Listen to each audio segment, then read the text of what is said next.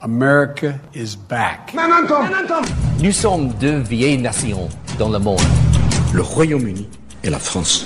لن يتحقق لكم سلام بالعدوان وإن هذه الدماء بالروح بالدم تكون لعنة عليكم نفديك يا أقصى.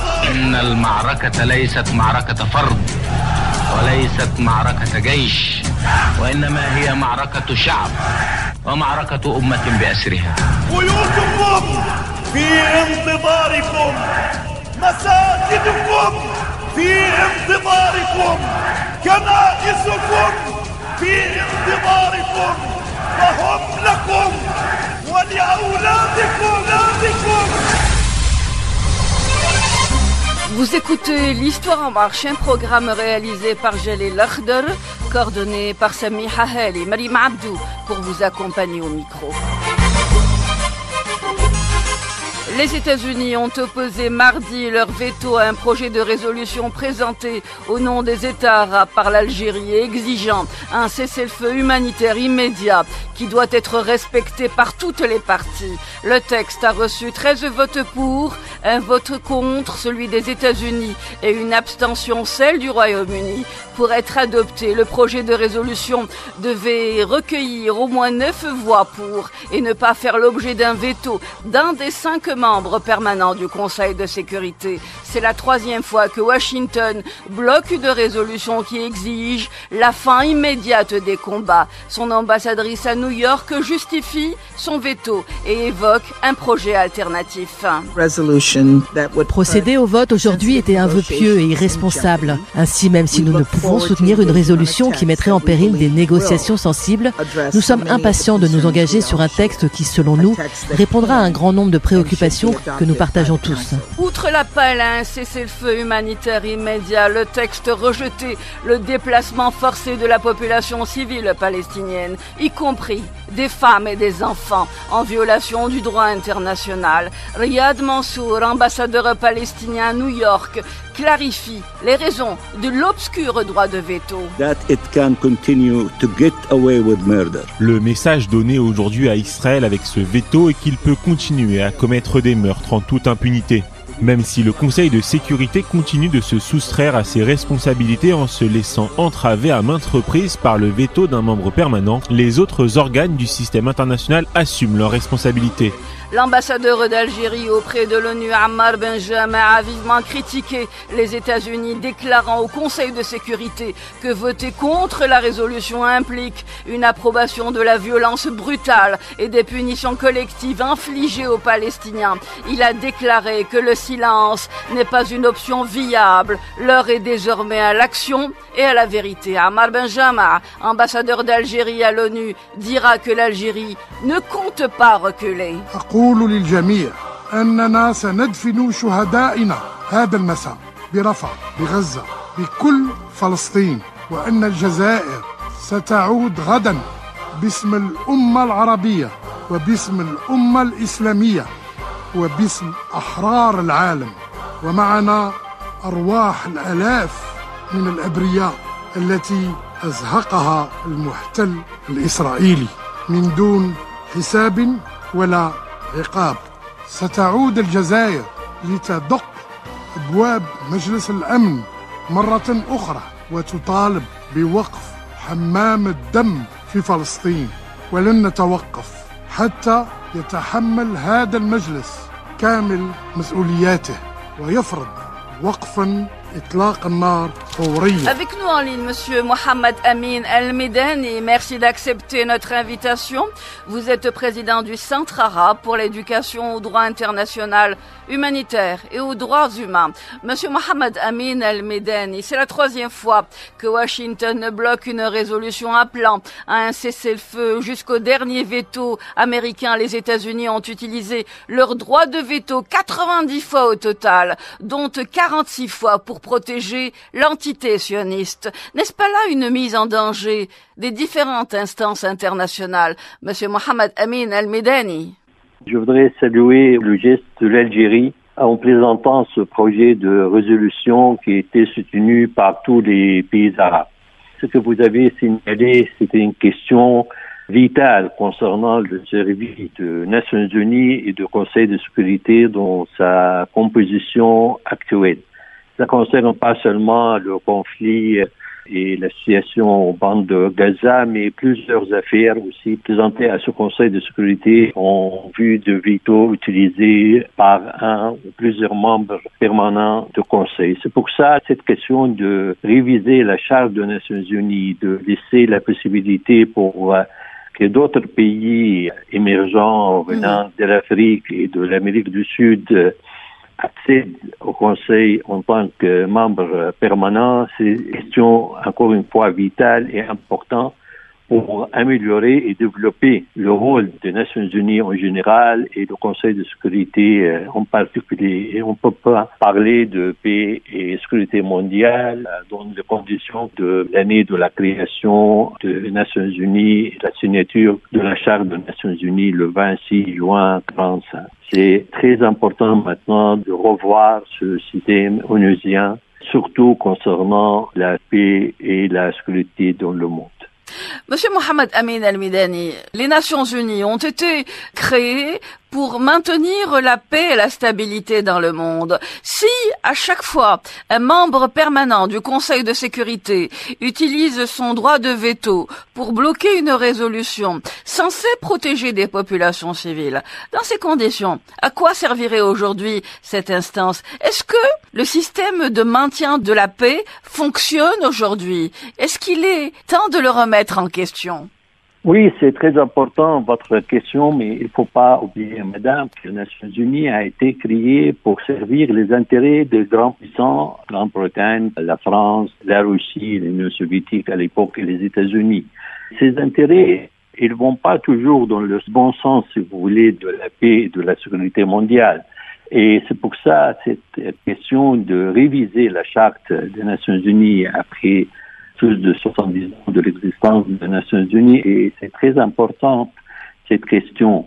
Mais on oublie toujours que les Nations Unies a été créées pour servir les intérêts des grands pays. Et ce sont ces grands puissants qui sont maintenant, à l'époque, il n'y avait pas la Chine, aujourd'hui, les membres permanents aussi du Conseil de sécurité. C'est pour ça que ces grands puissants bloquent tout ce qui va dans le sens contraire de leurs intérêts. Encore une fois, c'est une question vitale, très importante d'examiner par la communauté internationale dans son ensemble. Précisons tout de même que les Nations Unies ont été créées sur, on va dire, les décombres de la Société des Nations pour protéger, voire promouvoir la paix à travers le monde, monsieur Mohamed Amin Al-Midani. Depuis des décennies, des résolutions des Nations Unies condamnant l'occupation n'entrent pas en vigueur. Depuis des décennies, le droit international n'est pas appliqué. Est-ce une faiblesse du droit? Non, c'est pas une faiblesse de droit, à mon avis, mais c'est une faiblesse d'application, l'absence de mécanismes efficaces pour faire appliquer le droit international. Et encore une fois, les Nations Unies, comme vous avez mentionné, a été créée après la disparition de la Société des Nations, mais il ne joue pas aujourd'hui le rôle concernant la paix et la sécurité mondiale. Mais je me permets de mentionner ici un organe judiciaire très important au sein des Nations Unies, c'est la Cour internationale de justice. C'est quelquefois sur l'aspect politique, il y a des défaillances et de retard. Il faut rendre hommage à la Cour internationale de justice, l'organe judiciaire des Nations Unies. D'ailleurs, il a été créé en 1919. Son titre était Cour internationale permanente de justice. Ils ont supprimé le mot permanent pour que la Cour soit l'organe judiciaire des Nations Unies. Comme vous le savez, actuellement, la Cour examine un avis consultatif. On a demandé à la Cour de rendre un avis consultatif concernant l'occupation israélienne dans les territoires palestiniens. Et ça, c'est très important. Il a aussi rendu un avis consultatif très important concernant le mur dans les territoires occupés. Alors, si quelques organes des Nations Unies, comme le Conseil de sécurité, ne fonctionnent pas comme nous souhaitons, mais au moins il y a d'autres organes. Sans oublier aussi l'héritage très important des Nations Unies dans le domaine des droits de l'homme. Actuellement, on a au moins 9 conventions internationales de droits de l'homme, plus 9 protocoles additionnels à ces conventions qui fonctionnent très bien, à mon avis, pour protéger les droits de l'homme dans les différents membres des Nations Unies. Alors, un côté, si vous voulez, différent des Nations Unies, mais il y aura d'autres côtés qui fonctionnent, à mon avis, d'une façon efficace. C'est pour ça la solidarité entre les pays émergents, les pays du tiers-monde, c'est très important aujourd'hui pour jouer un rôle, pour modifier, améliorer la charte, et surtout, le rôle du Conseil de sécurité des Nations Unies. Comme vous le savez, la Cour internationale de justice a 2 compétences, contentieuse et consultative. Et seulement les organes des Nations Unies ont le droit de demander un avis consultatif à la Cour. C'est ainsi l'Assemblée générale des Nations Unies. Heureusement que l'Assemblée générale existe avec tous les membres et chaque État membre, grand ou petit, au sein de cette Assemblée générale qui a demandé, n'est-ce pas, un avis. Et sans oublier aussi l'affaire actuellement en cours, en instance devant la Cour, portée par l'Afrique du Sud. Actuellement, et peut-être que c'est, à mon avis, la première fois que les projecteurs sont braqués sur la Cour internationale de justice, et spécialement concernant la Palestine et ce qui se passe là-bas. Et c'était très bon signe de la part de la communauté internationale qui un petit peu diminue la défiance du Conseil de sécurité et des Nations Unies, et nous attendons l'avis consultatif et aussi la décision de la Cour concernant cette affaire de l'Afrique du Sud contre Israël, et bien sûr l'avis consultatif qui malheureusement n'a pas la même valeur que la décision de la Cour, mais il joue moralement et aussi juridiquement. Du fait qu'il ne soit pas contraignant, bien évidemment. Oui, tout à fait. Monsieur Mohamed Amin Al-Medani, pour la 3e fois, je le répète, les États-Unis ont opposé leur veto à une résolution appelant à un cessez-le-feu immédiat. Linda Thomas-Greenfield, l'ambassadrice des États-Unis aux Nations Unies, a qualifié cette résolution d'irresponsable. Est-ce qu'il s'agit aujourd'hui, je le répète, d'un déséquilibre des relations internationales? Oui, avant de répondre à votre importante question, c'est la 3e fois, mais ce ne sera pas la dernière fois. Sans doute. Ça, il faut le mettre aussi dans notre esprit. Ce ne sera pas la dernière fois. Sûrement, il y aura d'autres fois. Mais c'est vrai, c'est une différence du système onusien concernant la sécurité dans le monde. Et il faut s'attendre à ça. C'est pour ça la modification et la révision de la Charte des Nations Unies est très important actuellement et continue aussi de ce qui se passe pas seulement à Gaza, mais dans d'autres endroits dans le monde. Monsieur Mohamed Amin Al-Medani, merci infiniment d'avoir été avec nous et de nous avoir accordé de votre temps. Merci beaucoup, monsieur. Merci à vous. Mohamed Amin Al-Medani est avocat, président du Centre arabe pour l'éducation au droit international humanitaire et aux droits humains.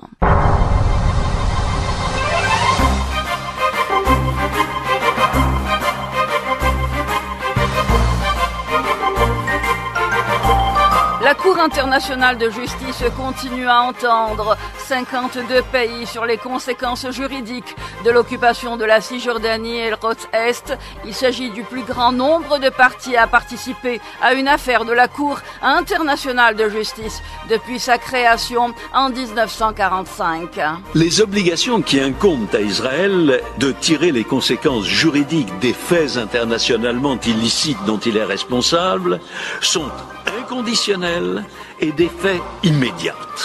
De l'obligation de mettre fin immédiatement et inconditionnellement et complètement à l'occupation du territoire palestinien, y compris Jérusalem-Est, occupation maintenue durant près de 57 ans. Dans une déclaration faite la semaine dernière, la Cour a indiqué que les plaidoiries dureraient environ une semaine, au cours de laquelle tous les pays ainsi que 3 organisations internationales devraient expliquer pourquoi ils soutiennent ou s'opposent aux mesures prises par l'entité sioniste qui a refusé de se présenter, préférant soumettre un argument écrit. Une décision de justice devrait être rendue dans plusieurs mois. Avec nous en ligne à partir de Bangkok, Monsieur Fernand de Varenne. Merci d'accepter notre invitation. Vous êtes rapporteur spécial sortant des Nations Unies sur les questions relatives aux minorités. Monsieur Fernand de Varenne, qu'est-ce qui est aujourd'hui attendu de ces audiences à La Haye? Eh bien, je crois que ce qui est attendu d'abord et avant tout, c'est qu'il y a des mesures qui soient prises afin qu'Israël d'abord respecte le droit international. Le droit international qui a été invoqué, c'est surtout la question de la prévention du génocide et de prévenir finalement certaines des attaques et d'une crise humanitaire qui est en train de se produire à Gaza. Et donc, on a demandé justement tout récemment à la Cour internationale de justice de regarder la question de génocide et de voir si la Cour ne peut pas immédiatement exiger certaines mesures que doit respecter Israël. Pour la première fois, au moins 52 pays présenteront des arguments sur les politiques controversées d'Israël en Cisjordanie, dans la bande de Gaza, à El-Quds Est occupée. Il s'agit du plus grand nombre de parties à participer à une affaire de la Cour internationale de justice depuis la création de la Cour en 1945. Est-ce qu'il vous semble qu'aujourd'hui, des résultats pourraient être probants? Je pense que justement c'est un signal. C'est un signal qu'il y a énormément de malaise avec la situation qui se développe en Cisjordanie et en Gaza en particulier, et que d'un côté et de l'autre, je crois qu'il y a des prises de position qui se font. La plupart des États qui ont l'intention d'intervenir sont évidemment très préoccupés par la violence et la crise humanitaire à Gaza, et je crois que c'est peut-être un signal assez positif. Au sein de la communauté internationale, il semble y avoir, je crois, un éveil que la situation a atteint un tel niveau d'atrocité, de crise, qu'on cherche par ce moyen à exercer des pressions diplomatiques et juridiques afin de restreindre, en quelque sorte, le gouvernement d'Israël. Quelle est aujourd'hui la marge de manœuvre de la Cour internationale de justice face à des politiques, souvent, on va dire, de soutien ou de laisser-faire de l'occupation en Palestine occupée? Je pense que c'est un moment critique.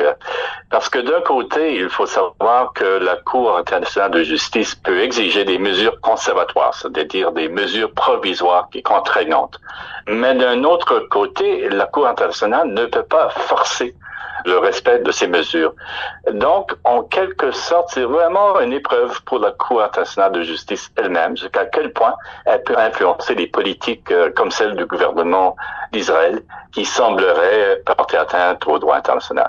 Il faut tout de même distancier de ce qui se passe aujourd'hui à la Cour internationale de justice de ce qui s'est passé préalablement avec l'Afrique du Sud. L'affaire a été déclenchée par une demande de l'Assemblée générale des Nations Unies le 30 décembre 2022, lorsqu'une majorité des membres a voté pour demander l'avis de la Cour sur les conséquences juridiques de la poursuite de l'occupation de la Palestine.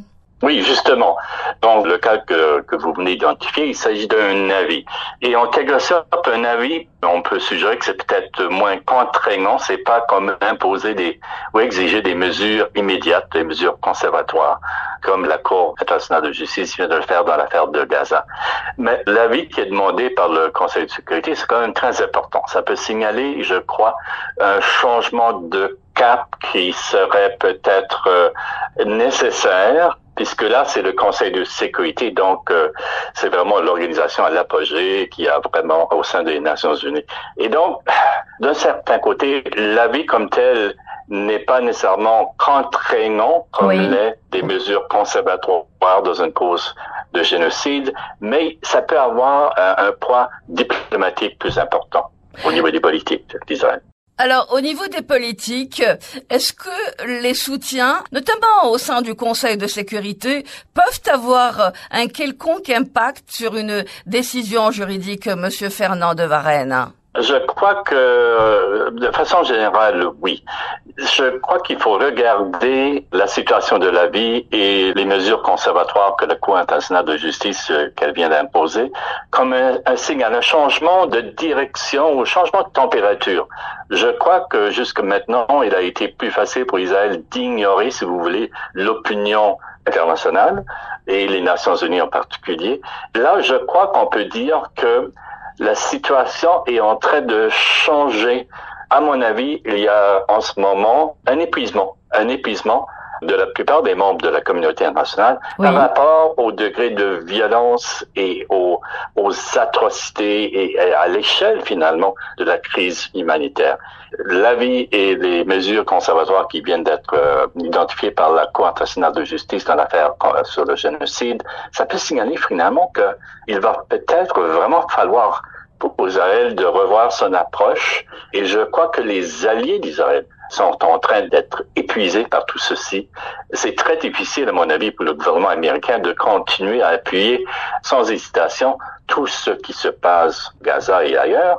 Dans ce contexte d'épuisement, c'est un peu fort, mais même, je crois, de dégoût par rapport à la crise humanitaire, à la famine, à l'échelle finalement des personnes qui sont chaque jour perdent la vie au Gaza. Oui, on va dire que la crise humanitaire, la famine sont des conséquences volontaires d'une politique d'occupation, Monsieur Fernand de Varenne. Ça a été ainsi déclaré par l'Organisation des Nations Unies, en l'occurrence.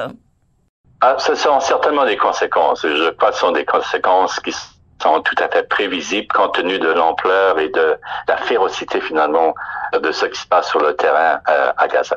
La Cour, dont le siège est à La Haye, entend et juge les affaires entre États, et c'est la deuxième fois qu'elle se prononce sur l'occupation illégale.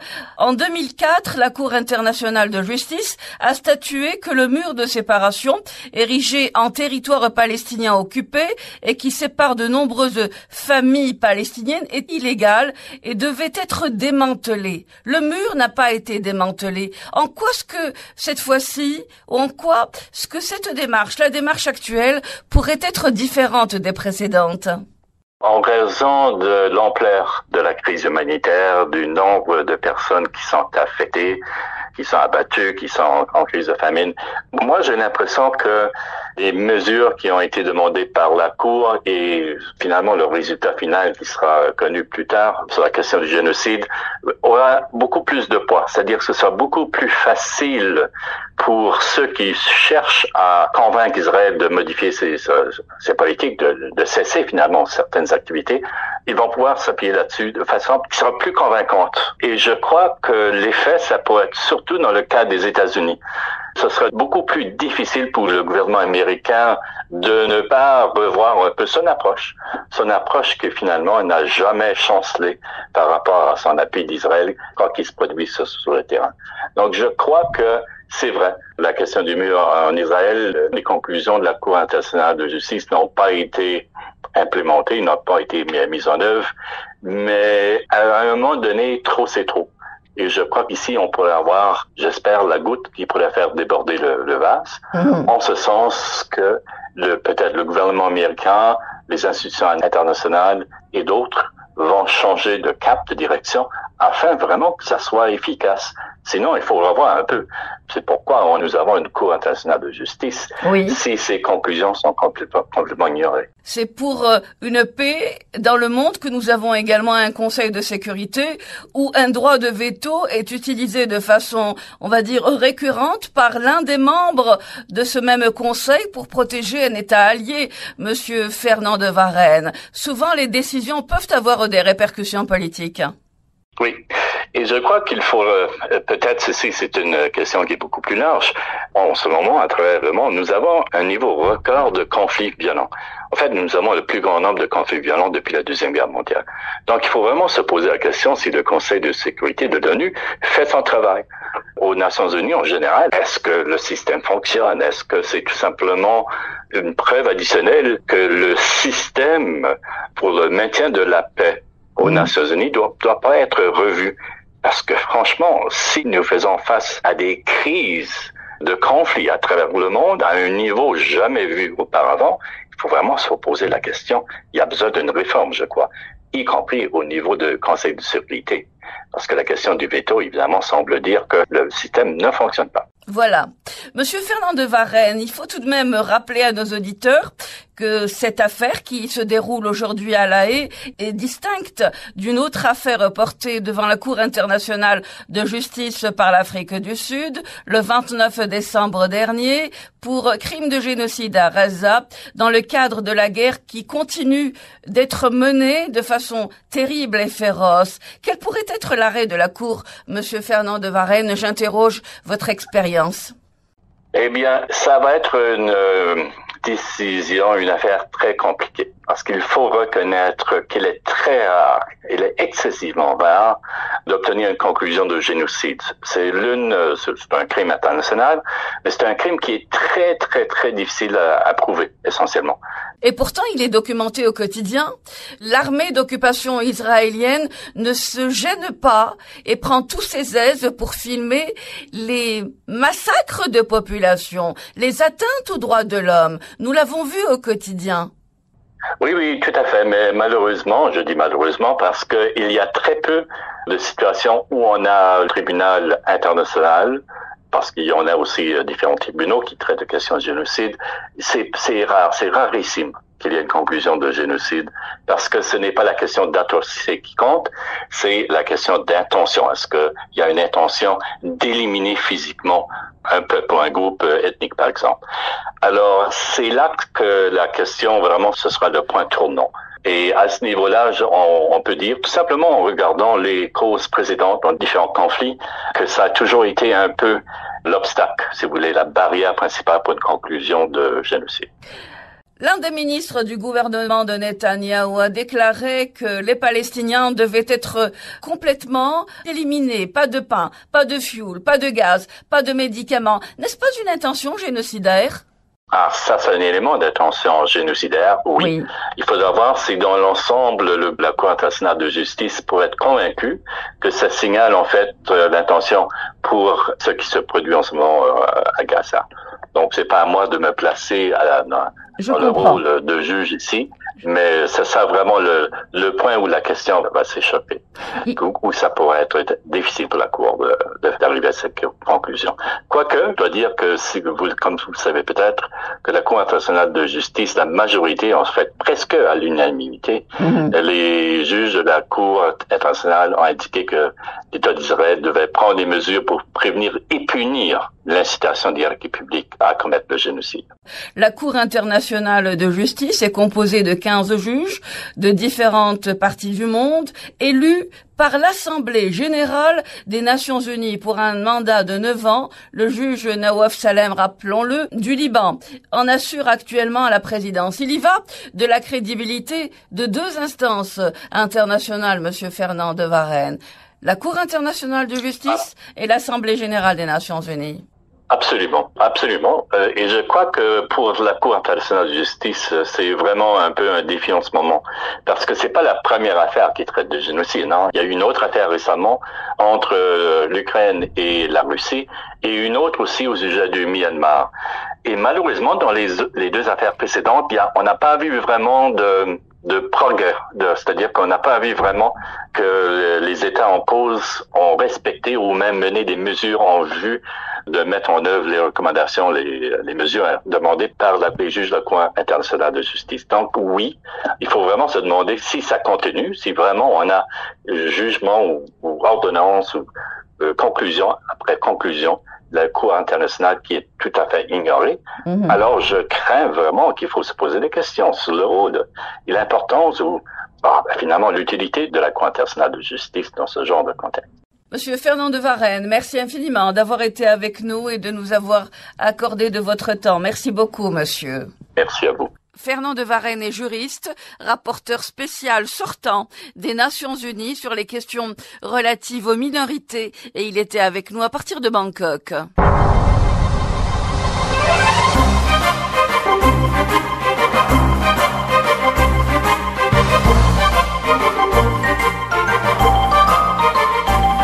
Le président brésilien président Lula da Silva a qualifié sans aucune hésitation ni crainte de représailles tel que cela semble être le cas pour nombre d'États se présentant comme souverains. Lula a qualifié l'occupation de Reza par cette entité d'occupation de génocide, la comparant aux actions nazies. Ce qui arrive au peuple palestinien dans la bande de Gaza n'existe dans aucune autre période historique. En fait, ça s'est passé une fois, quand Hitler a décidé de tuer les Juifs. Le Venezuela et la Colombie ont apporté leur soutien au président brésilien Lula da Silva. Nicolas Maduro rajoutera ceci. Comme l'a dit le président Lula, ce que fait le gouvernement israélien est identique à ce qu'Hitler a fait au peuple juif.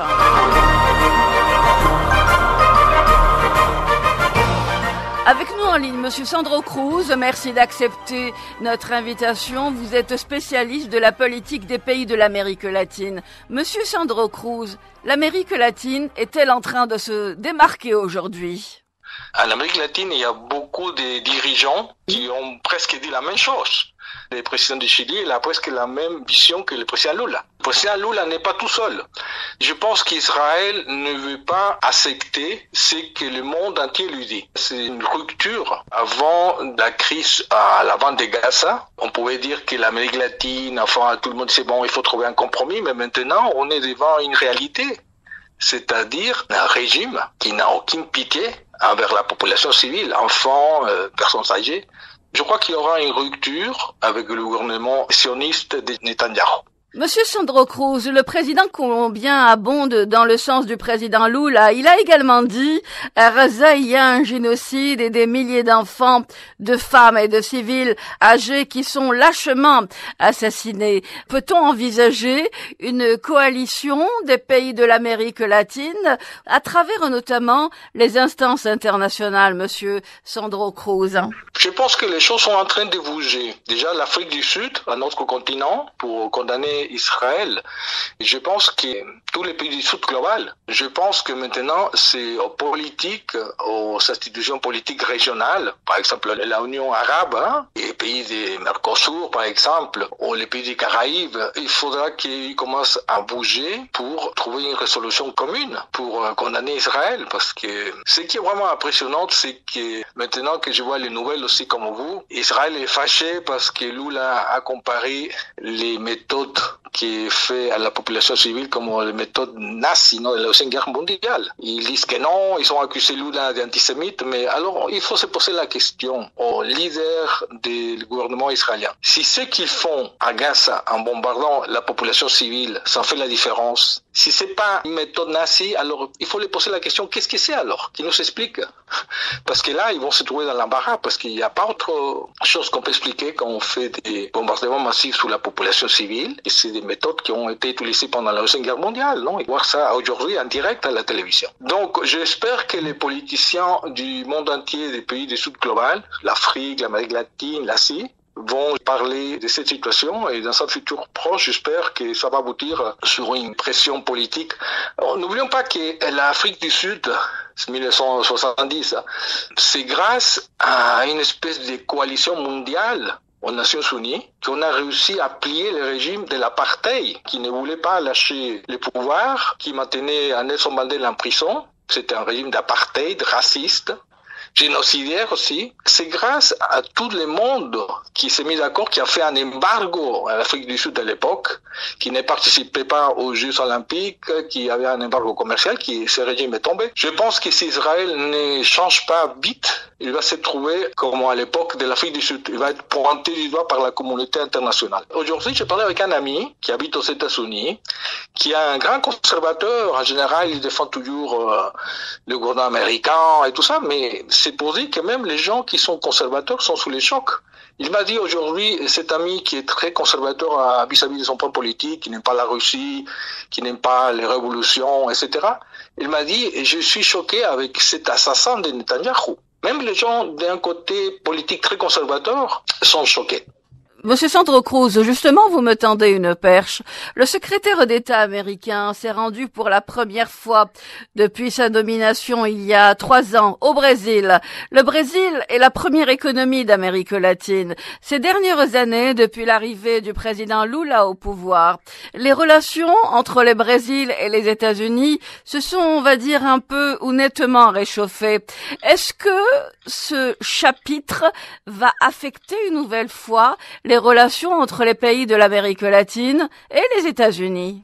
Je peux dire que les pays les plus grands en Amérique latine, comme au Brésil et Mexico, ils ont connu un changement radical dans sa façon de penser politique.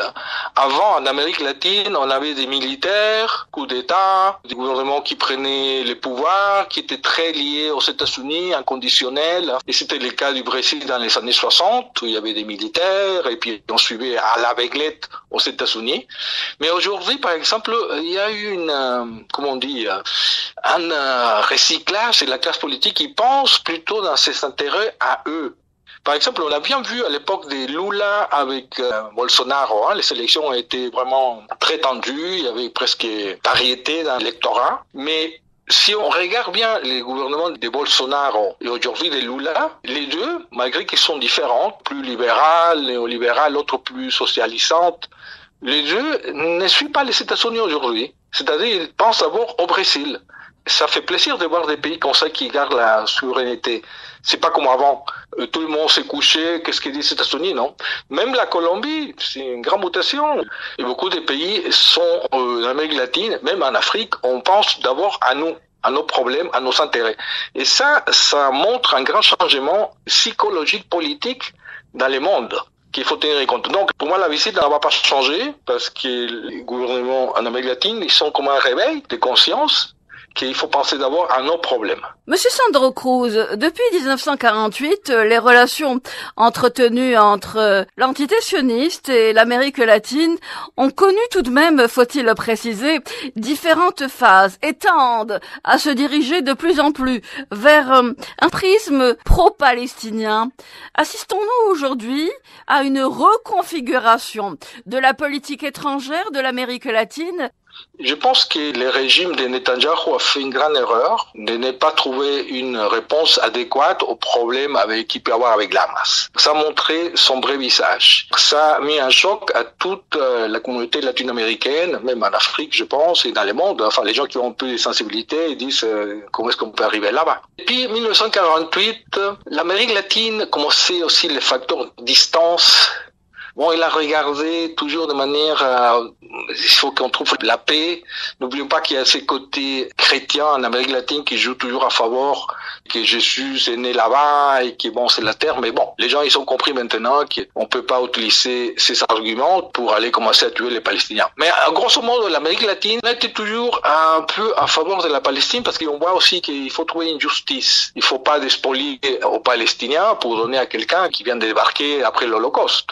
Donc ça c'est injuste. Donc l'Amérique latine cherchait un compromis entre les deux. Mais maintenant, je pense qu'est-ce qu'on a vu cette année-là, ça va beaucoup changer à niveau pensée politique. À propos de justice et d'Holocauste, le ministre des Affaires étrangères de l'entité d'occupation a convoqué l'ambassadeur du Brésil, Frederico Meyer, au dit mémorial de l'Holocauste, où il a fait part de ses reproches concernant les propos du président Lula. C'est un rappel à l'ordre, c'est un pas de trop en matière de politique étrangère. Je peux vous dire une chose. Vous savez, quand quelqu'un est en train de se noyer, et il est désespéré, et puis il va bouger plus les bras, et puis si quelqu'un vient le sauver, il va rouler avec la personne qui vient le sauver.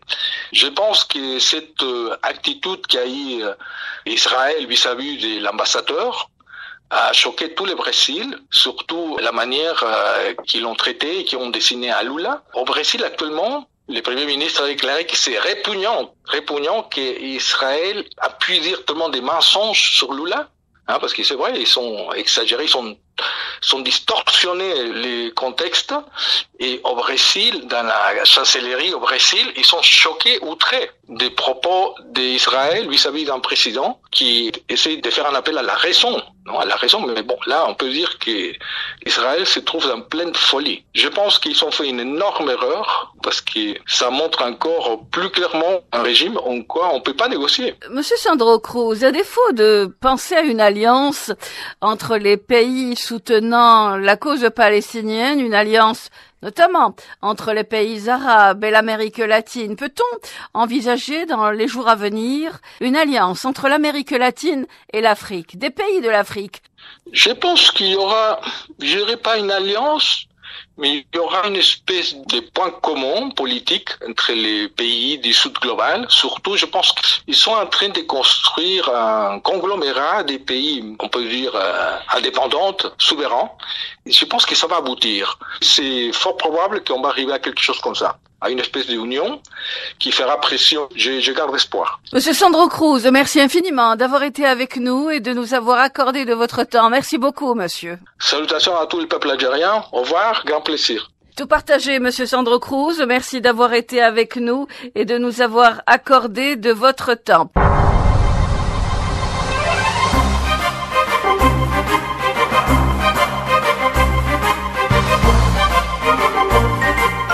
Ont participé à ce programme Fernando Varenne, rapporteur spécial des Nations Unies sur les questions relatives aux minorités.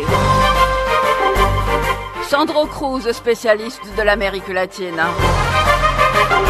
Mohamed Amin El-Medani, président du Centre arabe pour l'éducation au droit international humanitaire et aux droits humains. L'Histoire en marche a été réalisée par Jalil Lakhdar, coordonnée par Sami Haheli. Maryam Abdou vous a accompagné au micro. J'aurai le plaisir de vous retrouver jeudi à partir de 16h. Merci de votre fidélité. À très bientôt. Inch'Allah.